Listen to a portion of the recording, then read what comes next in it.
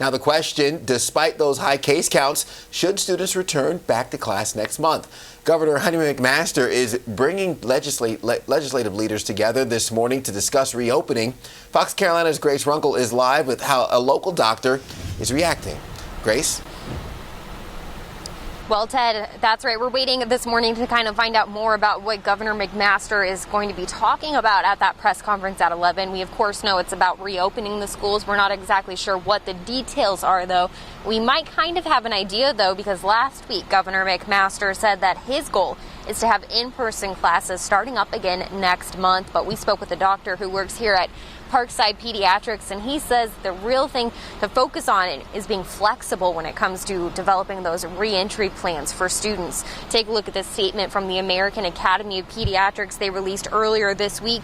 It says local school leaders, public health experts, educators, and parents must be at the center of decisions about how and when to reopen schools.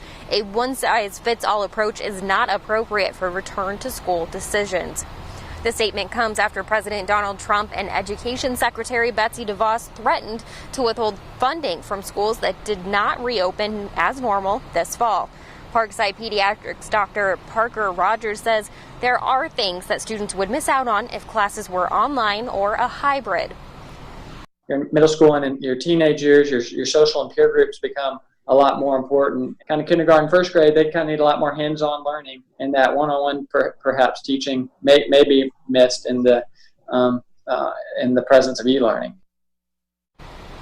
However, that being said, Dr. Rogers says keeping kids safe still needs to be the priority, and we're going to be covering that press conference from Governor McMaster live on air and online, so lots of different ways for you to tune in and stay up to date with the latest information on what school could look like this fall for your student. Back to you.